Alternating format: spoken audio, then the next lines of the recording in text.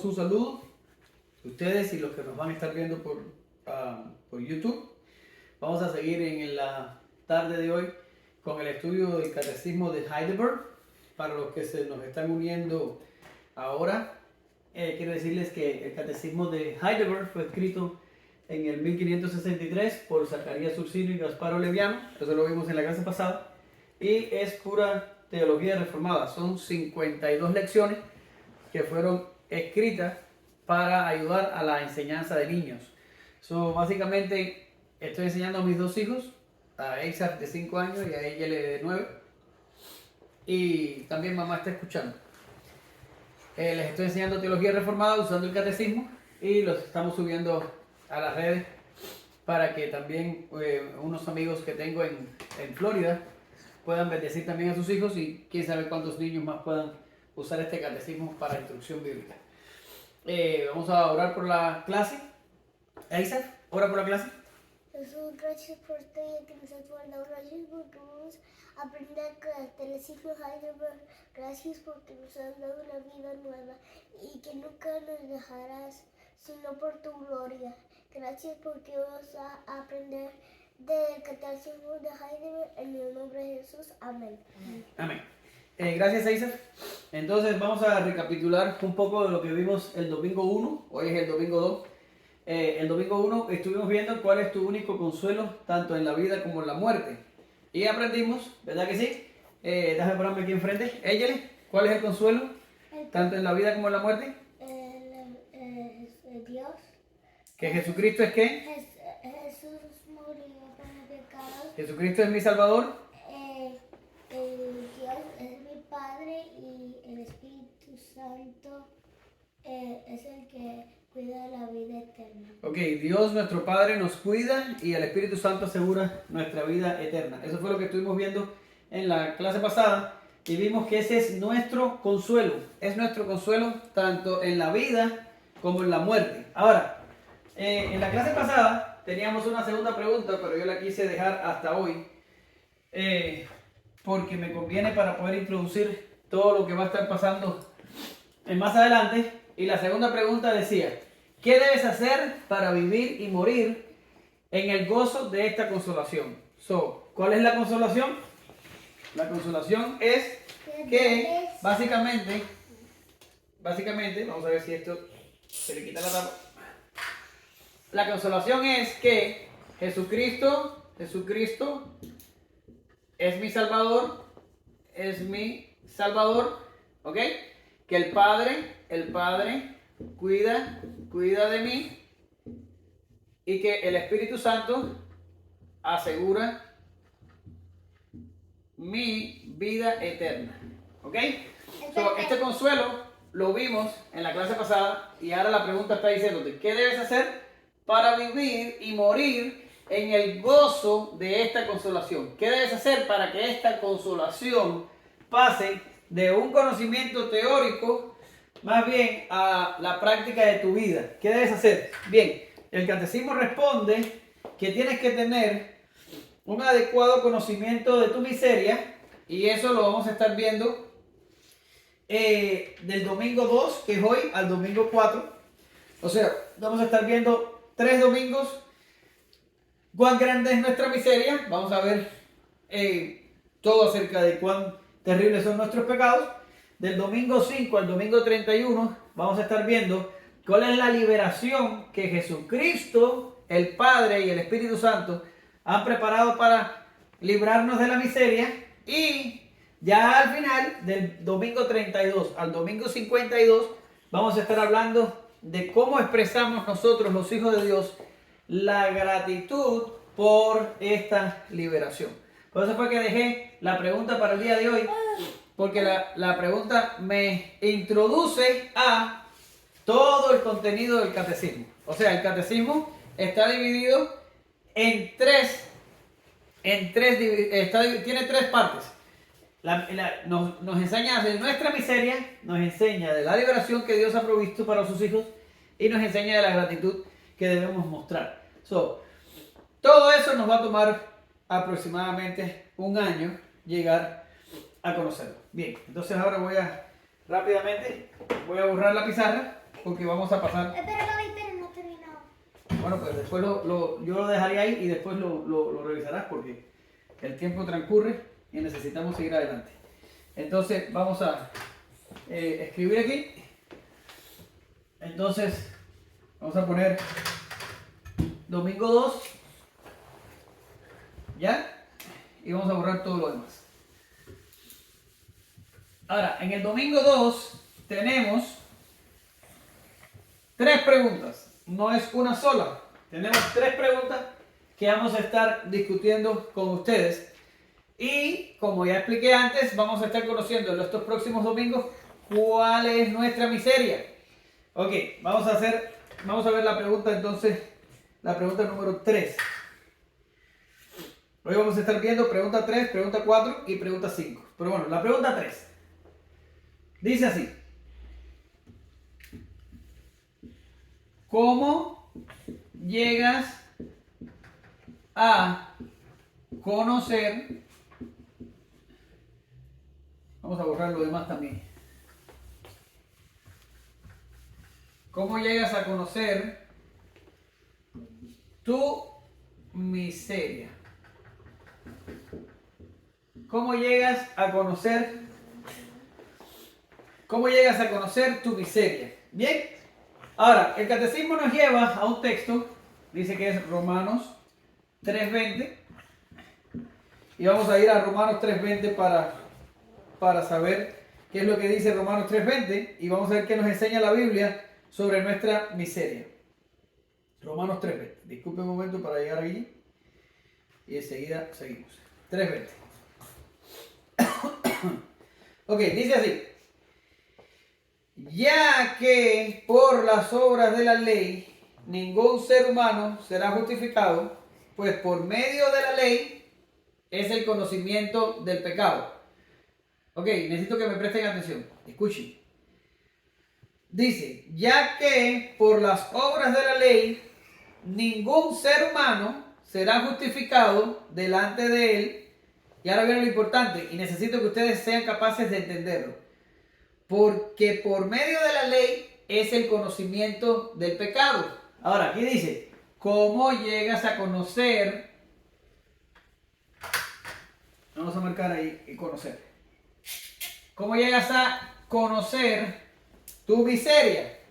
Y dice Romanos 3:20 que por medio del conocimiento de la ley, es el conocimiento del pecado. Voy a preguntar, Angel, ¿cómo llegas a conocer tu miseria? Según Romanos 3:20. Medio de la ley.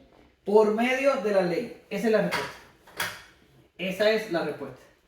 Llegas a conocer tu miseria por medio de la ley. Por medio de la ley es que tú puedes, a ver eso. No puedo ir a soplar los mocos. Sí puedes irte a soplar los mocos y todo el mundo se va a enterar que tienes mocos, pero no pasa nada, es legítimo, vete a soplarlo. Entonces, todos en la casa teníamos muchas alergias. Perdón por eso. Ok, ¿cómo llegas a conocer tu miseria? Por medio de la ley. Por medio de la ley conocemos la miseria. Ahora, vamos a abundar un poquito en esto porque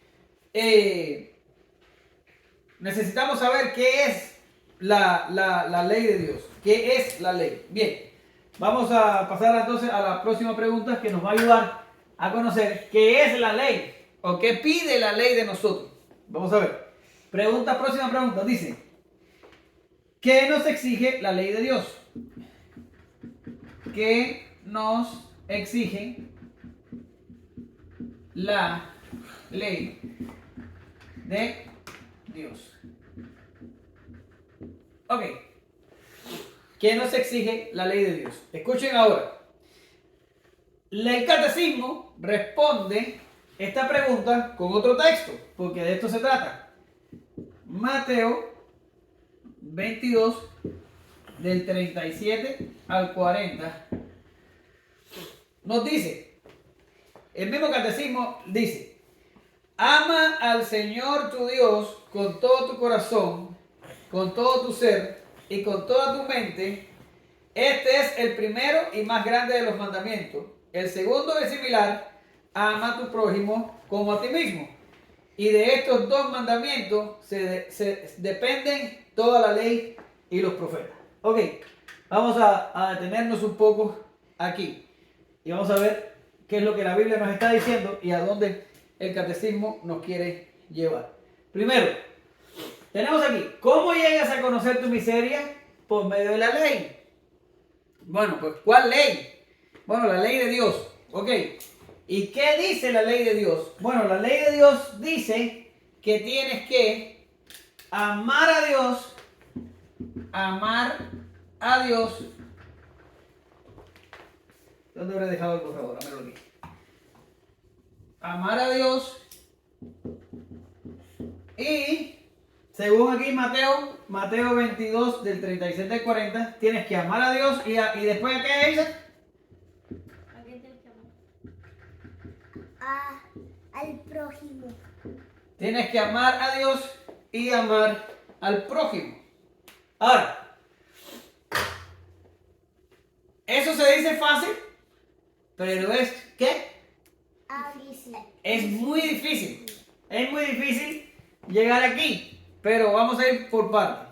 Amar a Dios, pero no es un amor como amar a Dios como nosotros queramos, o no es amar a Dios como alguien más.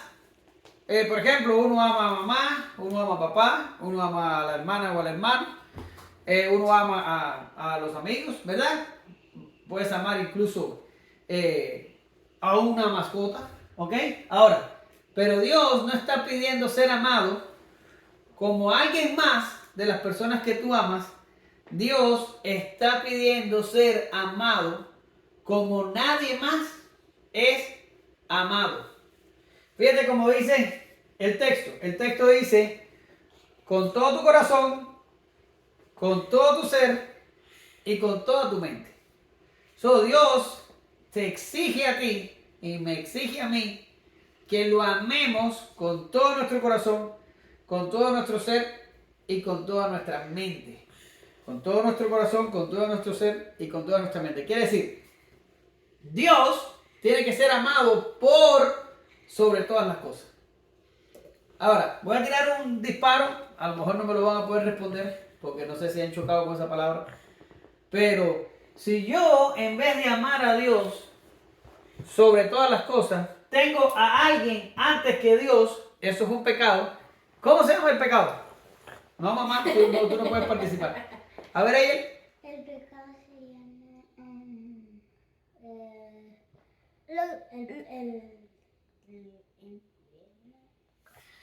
No sabes, Eyele. No puedes tratar de inventar una respuesta si no te la sabes.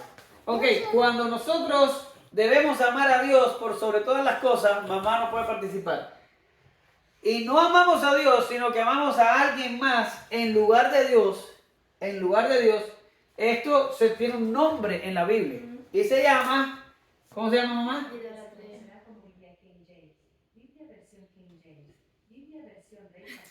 Ahora está hablando allá. ¿Quién? ¿Ico es el que está hablando? Es Ico el que está hablando. Ya se cayó. Se llama idolatría.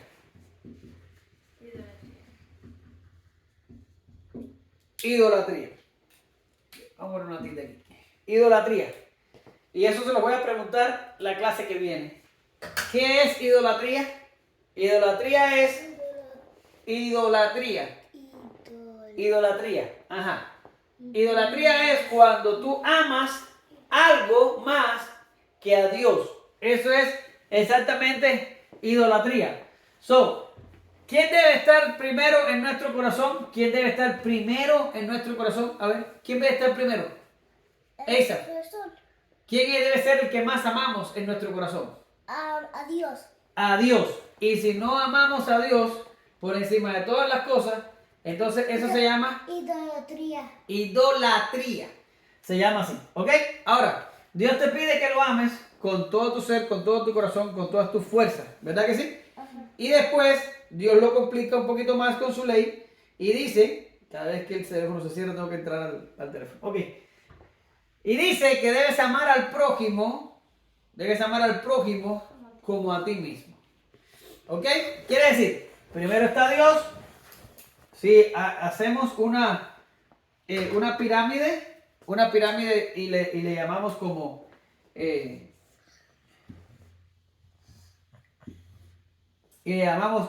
la pirámide de amor. ¿Ok? Así es la pirámide. Sí, eso viene siendo una pirámide. Entonces, tenemos acá arribita, en la punta de nuestra pirámide, ¿a quién vamos a tener acá arriba? Adiós. A Dios. A Dios. Acá abajo vamos a tener al prójimo. Y en la categoría de prójimo encaja ya todos los demás. Pero, espérate, para ahí voy. Pero básicamente, no vamos a quitar esta raya de aquí porque me estorba. El prójimo. Ahora, la pregunta ya mamá la dijo, pero vamos a repetirla. La Biblia dice, amar al prójimo. Y yo pregunto, ¿quién es nuestro prójimo? ¿Esa? Toda la gente. Toda la gente. A ver, ella. El prójimo es toda la gente también. Toda la gente, perfecto. Entonces, si digo aquí prójimo, estoy diciendo mamá, papá, hermanos. Entonces podemos poner familia, amigos, vecinos. Y así sucesivamente tenemos que ir amando a todas las personas, ¿ok? Como a nosotros mismos. Ahora, ¿qué pasa? La Biblia está poniendo un estándar. La Biblia está diciendo, tienes que amar a tu prójimo como a ti mismo. Ahora, ¿qué significa esto? Si tú terminas amándote a ti más que a cualquiera de estos que hemos estado hablando que son prójimos, no estás cumpliendo el segundo mandamiento. No es tan fácil, es difícil cumplirlo. Es de hecho bien difícil amar al prójimo como a uno mismo. Y todavía mucho más difícil es amar a Dios con todas las fuerzas y con toda nuestra mente y con todo nuestro corazón. ¿Ok? Pero básicamente eso es lo que nos dice la ley de Dios. La ley de Dios nos dice que tenemos que hacer esto. Pero ahora, hay un pequeño lío aquí. Y es que fíjate cómo empezó esto. Esto empezó. ¿Cómo llegas a conocer qué cosa? Tu miseria. ¿Ya? Y decimos, por medio de la ley. Y digo yo, bueno, pues ahora, ¿qué exige la ley? Bueno, la ley exige que ames a Dios y que ames al prójimo. Ya lo expliqué. La pregunta es, ¿por qué esto se convierte en miseria? A ver, ella. Se convierte en miseria porque estás amando a personas. No. Fíjate, escucha, nosotros decimos, ¿cómo llegas a conocer tu miseria? Bueno, llegas a conocer tu miseria por medio de la ley. Es lo que dice aquí Romanos 3:20, que por medio del conocimiento de la ley, por medio de la ley es el conocimiento del pecado.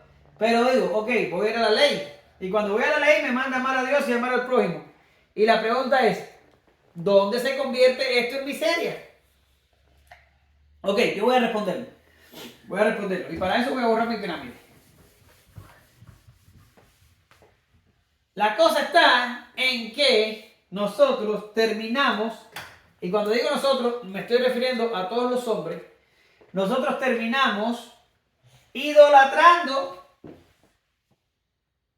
cualquier cosa antes que a Dios, y nosotros terminamos amándonos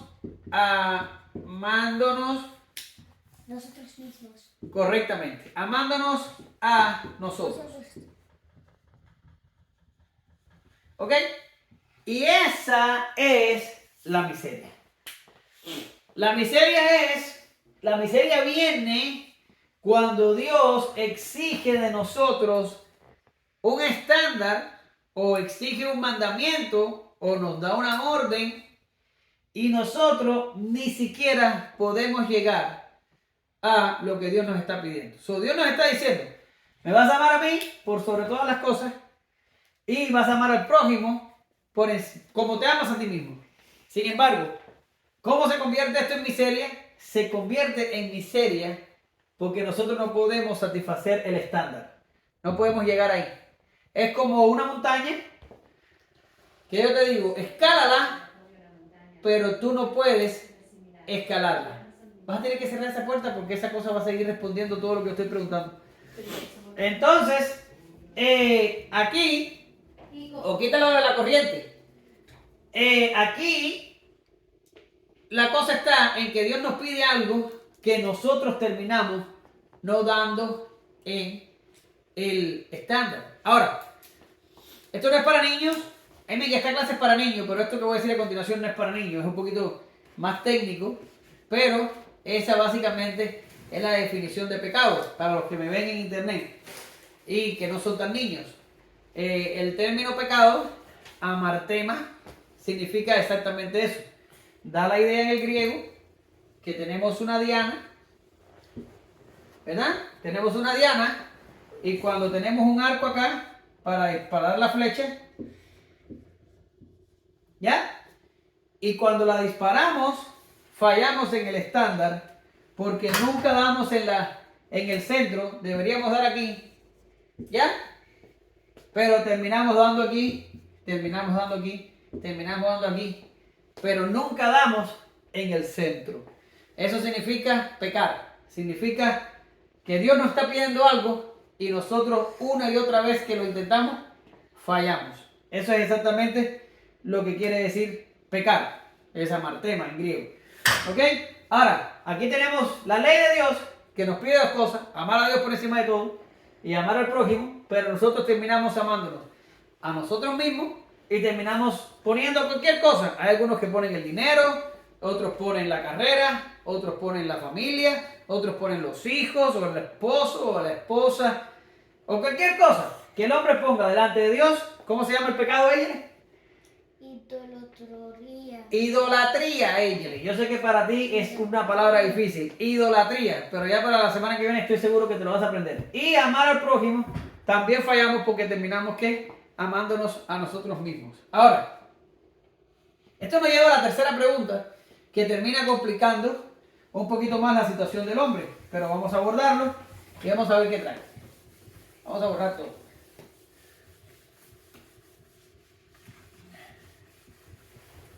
¿Ok? ¿Cuál es la próxima pregunta y la última? Y ya estamos acabando, se los prometo. Este teléfono. Bien, la última pregunta es, que ya la respondimos ya de paso, pero lo que vamos a hacer es leer dos citas para explicarla mejor y así terminar la clase. Y la pregunta dice, escucha, puedes vivir a la altura de todo esto. Altura. Puedes vivir a la altura de todo esto de manera De todo esto. perfecta.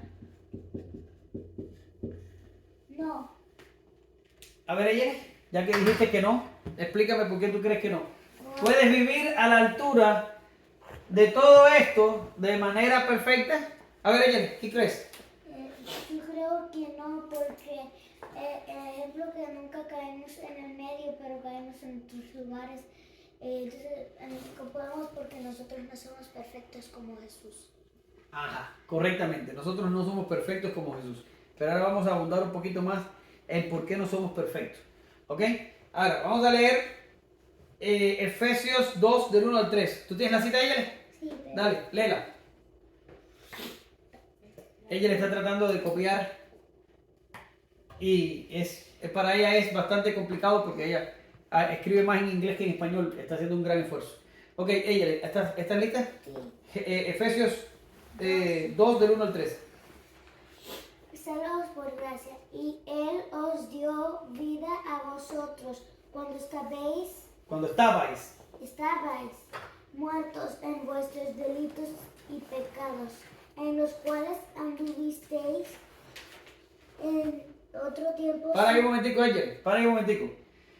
Ayúdame a entender el texto.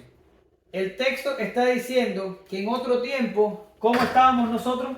Corriente de este mundo. No, lee desde el principio para que entiendas. ¿Qué dice? Y en nuestra vida estábamos muertos en nuestros. Ahí está. ¿Cómo estábamos antes de tener a Jesús?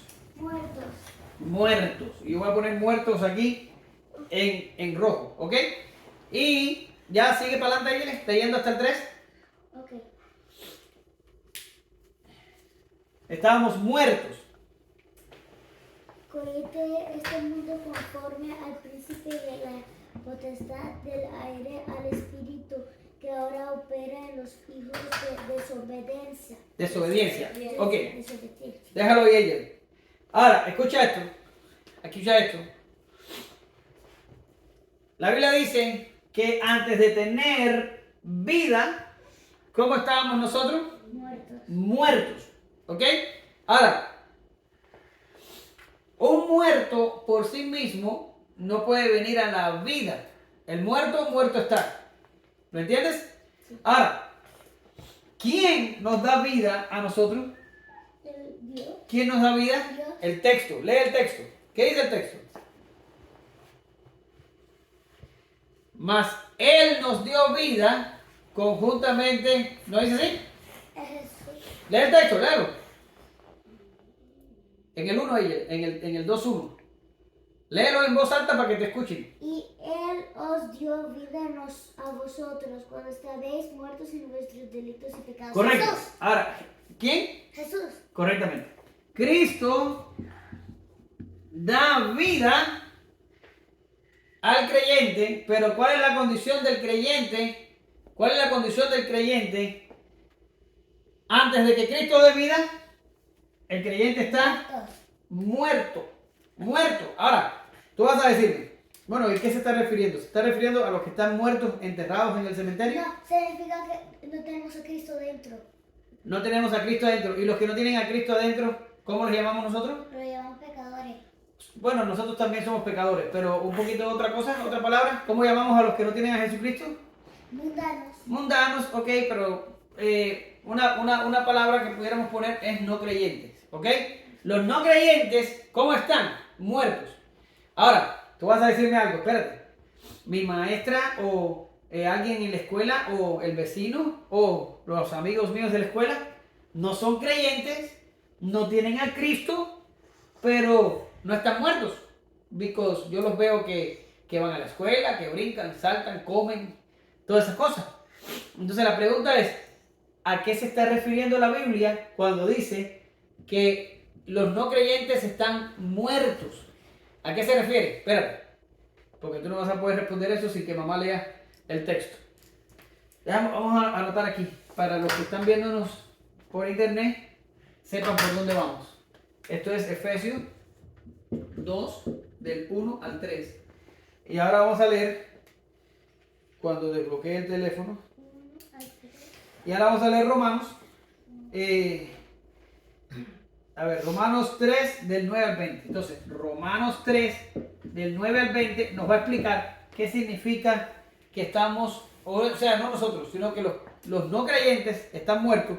Pero vamos a hablar que es esa muerte. A ver, mamá, lee tú. ¿Qué pues? ¿Somos nosotros mejores que ellos? En ninguna manera. Pues ya hemos acusado a judíos y a gentiles, que todos están bajo pecado. Como está escrito, no hay justo ni aún uno. No hay quien entienda, no hay quien busque a Dios. Todos se desviaron. A uno se hicieron inútiles. No hay quien haga lo bueno. No hay ni siquiera uno. Sepulcro abierto es su garganta. Con su lengua engañan. Veneno de áspides hay debajo de sus labios. Su boca está llena de maldición y de amargura. Sus pies se apresuran para derramar sangre. Quebranto y desventura hay en sus caminos, y no conocieron camino de paz. No hay temor de Dios delante de sus ojos. Pero sabemos que todo lo que la ley dice, lo dice a los que están bajo la ley, para que toda boca se cierre y todo el mundo quede bajo el juicio de Dios. Ya que por las obras de la ley ningún ser humano será justificado delante de él, porque por medio de la ley es el conocimiento del pecado. Correcto, gracias mamá. A ver, Ángeles, tienes que parar de copiar para que puedas entender. Decíamos que los no creyentes, ¿cómo están? Están muertos. Los no creyentes están muertos. Ahora, ¿qué significa? Porque van al trabajo, van a la escuela, comen comida, van a la playa y generalmente los muertos que nosotros no conocemos no hacen esas cosas, están enterrados en un cementerio. Ahora, ¿qué dice la Biblia? ¿A qué muerte se está refiriendo la Biblia aquí? Se está refiriendo a lo que mamá acaba de decir. Que los no creyentes que no tienen a Cristo, dice que no son justos, dice que no buscan a Dios, dice que solo pecan. Ahí muestran una pila de pecados, pero yo no los pude poner porque mamá lee muy rápido. Y dice algo muy importante, no entienden. No entienden. Ahora, voy. Cuando Dios te pide a ti, o sea, estamos hablando de una persona que no tiene a Cristo, ¿ok? Porque acuérdate que estamos viendo nuestra miseria. De la liberación vamos a hablar después de que hablemos 3 domingos de la miseria. Ahora estamos en miseria. Estamos hablando a no creyentes. ¿Qué exige Dios? Amar a Dios y amar al prójimo. ¿Verdad que sí? Ya eso lo dijimos, ¿verdad? Sí. Eso es lo que dice la ley. Pero cuando nosotros nos enfrentamos a la ley, descubrimos que no podemos cumplir la ley. Que no podemos cumplirla, y al no poder cumplir la ley, entonces la ley termina mostrándonos nuestra miseria. ¿Y cuál es nuestra miseria? Nuestra miseria es que estamos sin Cristo, estamos totalmente muertos. Entonces la pregunta diría, ¿puedes vivir a la altura de todo esto de manera perfecta? ¿La respuesta cuál sería, ella? No. La respuesta sería no. Y ahora yo te podría preguntar, ¿y por qué? ¿Por qué no puedes vivir? Estoy hablando de si no fueras creyente, una persona que no cree en Jesucristo, no puede vivirla. ¿Y por qué no puede vivirla? Porque ¿cómo está? Muertos. Está muerto. Y no son perfectos como Dios. Y no son perfectos, no viven vidas perfectas, no buscan a Dios, no entienden, solo pecan, no son justos. ¿Ok? A ver, Isa. Y tampoco son Cain. Y tampoco son Cain, sí. Ahora, volviendo a la parte de la muerte, no es que estén muertos y enterrados en el cementerio, pero es que no son justos, que no buscan a Dios, que solo pecan y que no entienden. Ahora, yo te pregunto, esto no tiene mucho que ver con la clase porque la clase te va a dejar en miseria por 3 domingos hasta que venga la liberación. Pero te voy a preguntar, una persona que está muerta, tú vienes y le hablas de Jesús, ¿cuál tú crees que va a ser la respuesta de esa persona? No. No, que no le cree. No la cree.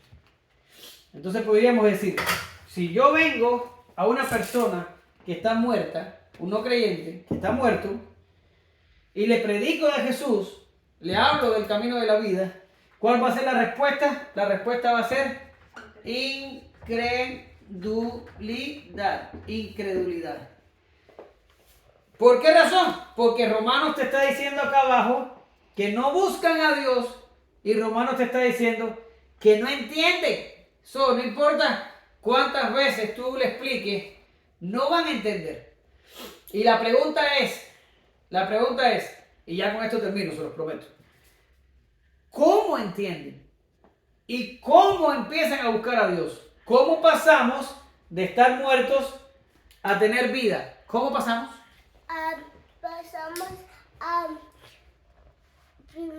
Pasamos después de vida a muerte. Al revés, ¿cómo pasamos de estar muertos a tener vida si tú le hablas de Jesús y te responden con incredulidad? ¿Cómo pasamos? A ver, ahí dice, pero no redundes. Dime la respuesta si te la sabes. No te sabes la respuesta. Dime. Si Dios no hubiera mandado a su hijo, no fuera. Ok, ella, pero fíjate, te estoy llevando a lo imposible. Escucha lo que te digo. Tú tienes un amigo del aula que no es cristiano. Por tanto, ¿cómo dice la Biblia que está? Muerto. Aunque tú lo veas caminar y jugar, está muerto. ¿Por qué? Porque no es justo, no busca a Dios, solo pecan y no entienden. Tú le hablas de Jesús y ¿cómo te va a responder? Incredulidad. O sea, no va a creer. Eso me lo acabaste de decir tú ahora mismo. Ahora, no cree. ¿Y cómo esa persona pudiera pasar de aquí a acá, de muerte a vida? ¿Cómo pudiera pasar? Creyéndole a su amigo cristiano. No te puede creer porque está muerto. Y el muerto no busca a Dios, no es justo, solo peca y no entiende. Y tú le hablas y no te cree. ¿Cómo va a pasar? ¿Cómo va a pasar de aquí a acá? ¿Cómo? A morir. Va a pasar de ahí para allá. Échale. Vale. Léelo, lo leíste, pero no estás cayendo. Efesios 2 del 1 al 3. Léelo, por favor. Léelo en voz alta para que lo oigan en la red. Y él porque nos dio vida. ¿Quién nos dio vida? Jesús. Jesús es el que da la vida. O sea, nuestra tarea, tu tarea, la tarea de Isa, la tarea de mamá, la tarea ¿Cómo mía. si no tengo tarea? No, ay Isa, la tarea te la voy a dar yo ahora. Es predicar a Cristo a los muertos. Y tenemos que esperar que Dios en su soberanía les dé vida. Eso se llama en la Biblia el nuevo nacimiento. Pero ustedes todavía van a tardar un poquito en entender eso. Pero Dios, tú lo acabas de leer ahí, es el que da la vida a los muertos para que puedan pasar de la incredulidad a la credulidad, a la fe, y entonces puedan cambiar de un estado al otro. Pero es Dios el que tiene que despertar su alma muerta, tiene que sacarlos de la muerte y traerlos a la vida. Pero bueno, esto fue una cosita que quise meter, pero en realidad hoy necesitamos quedarnos en miseria. Y voy a recapitular. ¿Cómo llegas a conocer tu miseria? Por medio de la ley. Romanos 3:20. Ahora, ¿qué nos exige la ley? La ley nos exige amar a Dios y amar al prójimo. ¿Ok? ¿Y puedes vivir a la altura de todo esto de manera perfecta? No. No podemos. ¿Por qué no podemos? Porque ¿cómo estamos los no creyentes? Los que no son creyentes, ¿cómo están? Muertos. Pero no significa que están muertos como zombies. Significa que no son justos, que no buscan a Dios, que solo pecan y que no entienden. Y es Jesús el que puede convertir de un muerto a la vida, infundiéndoles vida, despertándolos, haciéndolos nacer de nuevo. Es Dios el que hace estas cosas. Pero por el momento nos vamos a quedar así, nos vamos a quedar en miseria, porque no hemos llegado al tiempo de hablar de liberación. Nos vamos a quedar así. ¿Podemos vivir de manera, podemos vivir la ley de Dios de manera perfecta? No podemos vivirla. No podemos. ¿Ok? Incluso, y te lo adelanto, pero vamos a estar viendo en preguntas posteriores, incluso después que Jesús nos da vida y creemos y somos creyentes, todavía llegar aquí al estándar, hay veces que tampoco podemos y la respuesta sigue siendo para siempre no. Y tenemos que confiar en nuestro Salvador en otra parte que ya te la expliqué la clase pasada, pero la vamos a profundizar más adelante a medida que avancemos. ¿Ok? ¿Preguntas? A ver. Y si es como en la Biblia dice que Dios escogió a María porque era bueno. Es que, y si naces así, como que nunca has pecado. Ok, sí, pero los hombres, todos que venimos de Adán, nacemos con el pecado. No ha nacido nunca un hombre sin pecado, excepto Jesús. Pero eso nos complicaría mucho la respuesta para tu momento y este momento. Vamos a quedarnos con miseria y esa pregunta se te va a responder en su tiempo, pero no ahora, no ahora. ¿Ok? Bien, vamos a orar y a todos los que nos vean en las redes sociales les agradecemos que participen de nuestra instrucción familiar del Catecismo de Heidelberg. Y si tienen preguntas no tan difíciles como la que me acaba de decir ella en este momento, me la pueden poner en los comentarios y voy a tomar el tiempo para responderles durante la clase. Y también quiero por aquí saludar a los hijos de Nelson, que yo sé que van a estar viendo este video. No voy a decir sus nombres porque no tengo permiso de ellos para hacerlo, pero si me dan permiso más o menos después les digo cómo se llaman. Pero les saludo a ellos porque yo sé que van a ver el video más tarde y estoy muy contento de que ellos también estén aprendiendo de la palabra de Dios. Vamos a orar. Gracias te damos, Señor, porque tu palabra es eficaz para hacernos justos, es eficaz para enseñarnos a vivir para ti, es eficaz para darte gloria, es eficaz para enseñarnos, Señor, lo que te agrada. Señor, tú nos mandas a instruir a los niños y por eso lo hacemos. Tú nos mandas a sembrar la semilla de tu palabra en ellos y eres tú el que da el crecimiento. Esto es un paso de fe. Nosotros hacemos lo que nos toca y esperamos que tú hagas el resto. Bendícelos a ellos, bendice a los que nos vean en las redes, bendice estos estudios, Señor, y permítenos perseverar para llegar al domingo 52. En el nombre de Jesús, amén. Gracias, Señor.